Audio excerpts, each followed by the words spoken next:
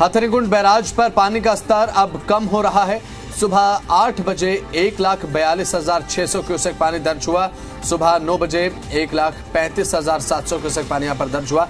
तो लगातार जलस्तर अब घट रहा है। 10 बजे की बात करें तो ये जलस्तर घटकर 1,31,300 क्यूसेक पर रह गया है और रात 9 बजे 1,78,880 क्यूसेक पानी छोड़ा गया था। यमुना में जलस्तर में गिरावट अब जारी है। हालात पर नजर बनाए हुए है संबंधित विभाग, क्योंकि अब यमुना का जलस्तर अब हथनीकुंड बैराज से अगर बात करें तो अब घटना शुरू हुआ है। अब जो एकदम बढ़ा था जलस्तर, जब 3 लाख से ज्यादा क्यूसेक पानी छोड़ा गया था, तो एक बहुत बड़ा खतरा यहां पर देखा गया, जिसका असर अभी दिखाई दे रहा है। लेकिन अब जलस्तर लगातार घट रहा है। कुलवंत सिंह हमारे जिम्मेदार संवाददाता फोन लाइन पर जुड़ चुके हैं। कुलवंत, अब सुबह 9-10 बजे की बात करें तो जलस्तर घटता हुआ नजर आया। अगर कंपेयर करें रात के मुकाबले तो एक अच्छी और राहत भरी खबर इसे मानकर चलें, क्योंकि अभी तक जो परिस्थितियां देखने को मिल रही थी, अब थोड़ी अनुकूल परिस्थिति क्या बन रही है?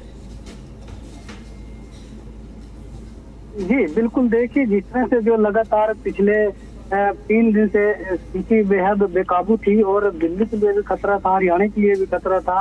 उसी के चलते रात 2 बजे से जो ये पानी हथनीकुंड बैराज से नीचे आना शुरू हो गया और सुबह में अगर सुबह की बात करूं 6 बजे की, तो यह पानी 1,48,000 क्यूसेक पानी दर्ज किया गया था। उसके बाद 8 बजे 1,42,000 और 9 बजे 1,35,700 क्यूसेक पानी दर्ज किया गया था। वहीं अगर मैं 10 बजे और 11 बजे की बात करूं तो ये 1,30,000 के आसपास जो क्यूसेक पानी है वो दर्ज किया गया और जो लगातार है अब पानी की जो मात्रा है वो घटनी शुरू हो गई है। कहीं ना कहीं अगले जो 25 से 30 घंटे होंगे वो दिल्ली के लिए और हरियाणा के लिए राहत की बात होंगे।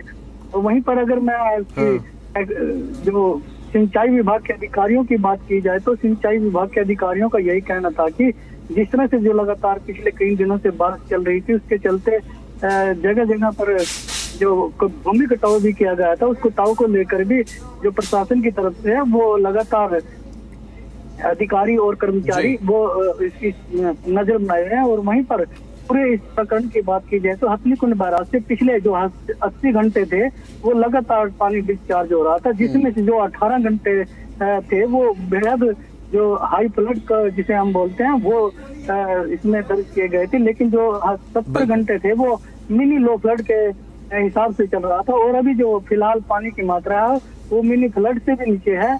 और लगातार जिस तरह से जो मौसम खुल चुका है हथनीकुंड बैराज या फिर यमुनानगर या फिर पहाड़ी एरिया वहां पर मौसम खुलना शुरू हो गया, जिसके चलते कहीं ना कहीं जो है पानी का जो बहाव है वो कम आना शुरू हो गया और आने वाले जो 7 से 8 घंटे हैं वो हरियाणा के लिए सेफ हो जाएंगे और अगले 20 से 25 घंटे जो है वो दिल्ली के लिए भी कहीं ना कहीं राहत बड़े जरूर होंगे। जी बिल्कुल कुलवंत सिंह, लगातार अब जलस्तर तो हथनीकुंड बैराज में घट रहा है, अभी तो एक राहत की बात है अब, लेकिन ये चीज पूरी तरह से बारिश पर भी निर्भर करती है। कुलवंत की पहाड़ी एरियाज में बारिश कितनी हो रही है या फिर मैदानी इलाकों में बारिश की जो दर है, रफ्तार है, वो क्या है? क्योंकि बारिश भी एक प्रमुख कारण है जो कि जलस्तर को बढ़ाने का काम करती है। कुलवंत जी बिल्कुल, देखिए जिस तरह से जो सिंचाई विभाग के सुपरिटेंडेंट इंजीनियर ने बताया था कि उनके पास हिमाचल से सूचना आई थी कि अब जो आने वाले जो समय है उसमें जो बारिश है वो काफी कम दिखाई दे रही है और जो पिछले कुछ घंटों में थी वह भी जो मौसम था वो खुल चुका था और जिसके चलते जो हल्की फुल्की रिमझिम बारिश थी जिसका जो पानी है वो हथनीकुंड बैराज पर आ रहा था और इसी के चलते जो पानी की मात्रा है वो कम हो गई है।